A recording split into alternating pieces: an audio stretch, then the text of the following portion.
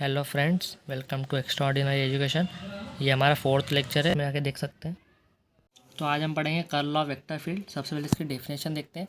If ए, जिसके coordinate x Y z है, वो वेक्टर फील्ड है, is a vector field, the cross product of operator and vector field A is equals to the curl of vector field. Curl of vector field क्या होता है? Cross product operator और vector field A का, उसको हम बोलते हैं curl of vector field A. इसको ऑपरेटर, क्रॉस प्रोडक्ट ए। अब ऑपरेटर का फॉर्मूला देता है आई डेल अपॉन डेल एक्स, जे डेल अपॉन डेल वाई, के डेल अपॉन डेल जेड। और ए का फॉर्मूला ये हमने सब फर्स्ट लेक्चर में पढ़ा हुआ है, आई ए एक्स जे ए वाई के ए जेड। वो कर्ल ऑफ वेक्टर फील्ड ए को ऑपरेटर क्रॉस प्रोडक्ट ए, तो ये ऑपरेटर हो जाएगा और ये ए की वैल्यू, इसका क्रॉस प्रोडक्ट। अब क्रॉस प्रोडक्ट को डिटर्मिनेंट से सॉल्व करते हैं।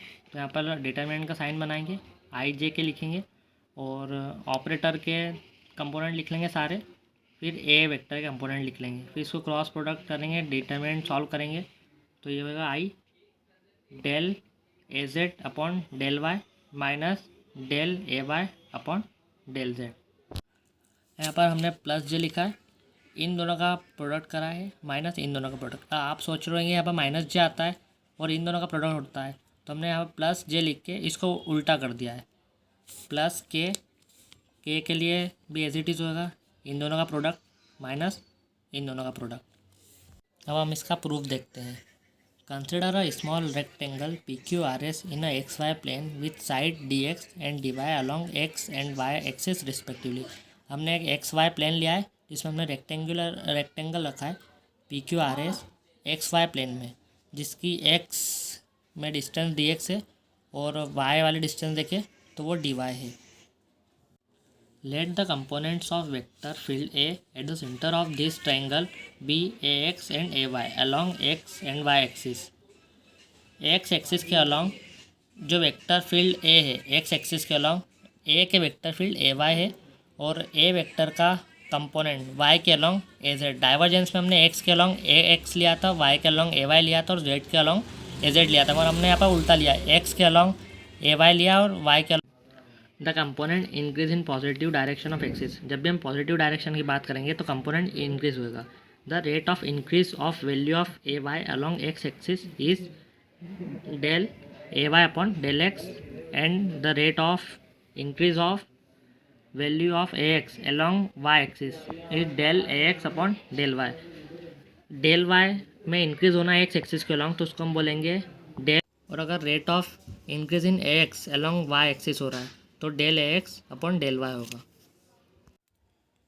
The decrease in value of A x in travelling distance d y by two along negative direction of y axis from centre of rectangle to mid point of P Q equals to minus del A x upon del y d y by two. ये हम समझते हैं example से। उसमें बोला था कि अगर हम पी क्यू लाइन की तरफ जा रहे हैं, पी क्यू के मिड पॉइंट की तरफ जा रहे हैं सेंटर से, तो सेंटर पे ए वेक्टर है, वेक्टर से अगर हम मिड पॉइंट की तरफ जा रहे हैं पी क्यू के, तो हम नेगेटिव वाई डायरेक्शन में जा रहे हैं, तो ये नेगेटिव साइन इसलिए आया था, ये नेगेटिव साइन इसलिए आया था। और हमने वाई कंपोनेंट क्या माना है, ए एक्स माना है, और चेंज किसके रिस्पेक्ट में हो रहा है, वाई के रिस्पेक्ट में, तो ये क्या हो जाएगा del A x upon del y. और जब हम सेंटर से मिड पॉइंट की तरफ जा रहे हैं तो ये डिस्टेंस कितना है, तो ये टोटल डिस्टेंस डी वाई है, तो ये डिस्टेंस कितना हो जाएगा डी बाई टू। तो हमने यही लिखा है यहाँ पे, the x component of vector field A at mid point of side P Q. तो पी क्यू के अलॉन्ग अगर हम जा रहे हैं तो उसमें तो वो टर्म क्या हो जाएगी, a x minus del A x upon del y dot d y by two, क्योंकि ये ए एक्स में से इसको टर्म को माइनस करेंगे। अब similarly x component of vector field जब हम आर एस की तरफ जाएंगे, आर एस साइड ऊपर है, ये जब आर एस की तरफ जाएंगे तो वही ए एक्स कंपोनेंट है, तो ए एक्स प्लस ऊपर पॉजिटिव डायरेक्शन में जा रहे हैं तो प्लस ए एक्स में चेंज हो रहा है वाई के रिस्पेक्ट में, और डिस्टेंस कितना है डी वाई बाई टू। तो ये हमने लिखा है similarly x component of vector field on the side r s, तो ये a x plus del A x by del y और D y by two along r s, sorry s r. अब उसी तरह वाई कंपोनेंट देखते हैं vector field A का on the side Q R, तो ये टर्म रहेगी, हम समझ भी लेते हैं। क्यू आर की तरफ जाना है, इधर जा रहे हैं हम, तो वाई कंपोनेंट क्या है, ए वाई, तो ए वाई हो जाएगा प्लस पॉजिटिव एक्स के एक्सिस की तरफ जा रहे हैं तो प्लस आ जाएगा बीच में। फिर चेंज काय में हो रहा है, ए एक्स में, किसके रिस्पेक्ट में, एक्स डायरेक्शन के, और डिस्टेंस कितनी रहेगी है, डी एक्स बाय 2, तो ये लिखा है हमने। वो कंपोनेंट क्या है, ए वाई प्लस ए वाई में चेंज किस रिस्पेक्ट में हो रहा है, एक्स एक्सिस के रिस्पेक्ट में, और डिस्टेंस कितना था, d x by 2 along Q R. और अगर वाई कंपोनेंट देखें वेक्टर फील्ड ए का एस पी साइड की तरफ, जो कि नेगेटिव एक्स एक्सिस की तरफ थी, तो बीच में नेगेटिव साइन आ जाएगा क्योंकि वो एक्स एक्सिस की तरफ थी, माइनस एक्स एक्सिस की तरफ थी, तो पी एस के अलॉन्ग। अब line integral of vector field A along closed boundary PQRS P of element PQRS will be, तो लाइन इंटीग्रल करते हैं तो वेक्टर फील्ड ए का करना है, तो वेक्टर फील्ड डॉट डीएल, क्योंकि लाइन इंटीग्रल करा है और इंटीग्रल करा है तो इंटीग्रेशन का साइन भी आता है, मगर क्लोज्ड बाउंड्री थी इसलिए यहाँ पर क्लोज का साइन लगा दिया। अब यहाँ हमारे पास ये 4 वैल्यू तो थी, ये 1, ये 2, ये 3 और ये 4, तो ये डी एक्स ये डी वाई कहाँ से आ गया, तो ये डी वाई बाय, यहाँ पर एक टर्म लिखी है तो इसमें डी एक्स बची है, तो यहाँ पर डी एक्स का मल्टीप्लाई हो जाएगा। वैसे यहाँ पर डी एक्स लिखी हुई है तो यहाँ पर डी वाई का हो जाएगा, यहाँ पर डी वाई लिखी हुई है तो यहाँ पर डी एक्स का हो जाएगा, और यहाँ पर भी डी एक्स लिखा हुआ है तो यहाँ पर डी वाई का हो जाएगा। इन सबको जब सॉल्व,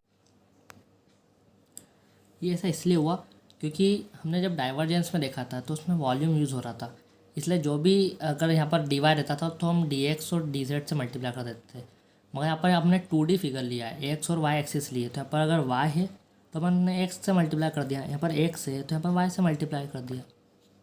अगर हम इसको और फर्दर सॉल्व करते हैं तो ब्रैकेट के अंदर मल्टीप्लाई करते हैं तो ये 8 टर्म बनती है, ये इनसे कैंसिल हो जाएगी और ये दोनों माइनस माइनस की टर्म बचेगी और ये 2 प्लस की टर्म बचेगी, सॉरी यहाँ पर भी माइनस है, ये दोनों 2 टर्म है तो ये 2 into del A y by del x d x D y by 2, तो 2 से 2 कैंसिल हो जाएगा, वैसे भी ये 2 माइनस की टर्म है तो ये भी ट्वाइस हो जाएगी, 2 से 2 कट जाएगा और डी एक्स और डी वाई कॉमन आ जाएगा, तो D x D Y common, ये बच्चा हमारा। तो line integral of vector field A per unit area will be Z component of curl A. अगर हम उसका एरिया से डिवाइड कर देते उसको, मतलब डी एक्स और डी वाई से उसको डिवाइड कर देते तो हमारा जेड कंपोनेंट आ जाएगा, ए वेक्टर फील्ड ए का हमारे पास जेड कंपोनेंट आ जाएगा। तो curl A Z equals to ये पूरा ब्रैकेट एज इट इज़, क्योंकि एरिया का डिवाइड कर दिया तो ये कैंसिल हो गया, तो ये ब्रैकेट एज इट इज़ हो गया। सिमिलरली अगर हम उस डायग्राम को कंसिडर करते कि वो वाई जेड प्लेन में या जेड एक्स प्लेन में है, तो उसका कर्ल ए की वैल्यू ये होती है, कर्ल वाई की वैल्यू ये होती है। हमने डायग्राम में सपोज करा था कि वो एक्स वाई प्लेन में, इसकी वजह से उसका जेड कंपोनेंट ये आया था। अगर हम उसको कंसिडर करते कि वो वाई जेड प्लेन में तो एक्स कर्ल आता उसका, और अगर जेड एक्स प्लेन में उसको कंसिडर करते तो कर्ल ए का वाई कंपोनेंट। सपोज कर लीजिए एक्स वाई जेड लिखा है, जेड कंपोनेंट है तो जेड कंपोनेंट है तो उसके बाद क्या लिखा है, डी एक्स है और फिर वाई आता है, फिर वापस जेड आता है, तो कर्ल ए लिखा हुआ है, उसके बाद क्या आया है, डी एक्स, उसके बाद क्या आया है, डी वाई। वैसे अगर हमको एक्स का कर्ल देखना है तो पहले में डी वाई आएगा, फिर बाद में माइनस डी जेड आएगा, तो D Y minus D Z. अगर वाई का कर्ल देखते हैं हम वाई का, तो पहले क्या आता है, D Z minus D x, तो ये आया है D Z minus D X. और यहाँ पर डेल्टा डेल्टा तो आप चल ही रहा है और आप मन से लिख सकते हो, अगर यहाँ पर जेड और यहाँ पर एक्स है तो यहाँ पर ए एक्स और इसके ऊपर ए जेड लिख सकते हो। वैसे यहाँ पर वाई है तो यहाँ पर ए जेड और यहाँ पर जेड है तो ए वाई लिख सकते हो, इसको देख के आप बना सकते हो ये। अब maximum value of line integral A vector per unit area, तो अगर टोटल कर्ल ए देखें तो I curl A X, J curl A Y, K curl A Z, इन तीनों टर्म का हम वैल्यू पुट करते हैं तीनों टर्म की, तो कर्ल ए इक्वल्स टू आई, ये पूरा ब्रैकेट, जे ये पूरा ब्रैकेट और के, ये curl A X curl A Y और कर्ल ए जेड की हमने वैल्यू पुट कर दी है। और ये कर्ल ए को हम ऐसा लिख सकते हैं, आई जे के और इसको हम फिर क्रॉस मल्टीप्लिकेशन, इसको भी हमको उल्टा समझना पड़ेगा। उल्टा क्या समझेंगे, ये आई तो इन दोनों का मल्टीप्लाई होगा माइनस इन दोनों का, तो यही है del a z upon del y, तो del a z upon del y minus del A y upon del z, तो ये माइनस का, फिर प्लस का j del A x upon del z minus del a z upon del x. वैसे ही k का del ए y upon del x minus del ए x upon del y, तो इसको हम लिख सकते हैं ऑपरेटर क्रॉस ए, मतलब operator cross product A vector. Curl of vector field complete हो गया है। नोट्स के लिए स्क्रीन रिकॉर्डिंग कर लो, ये पूरा डेरिवेशन बता रहा हूँ मैं।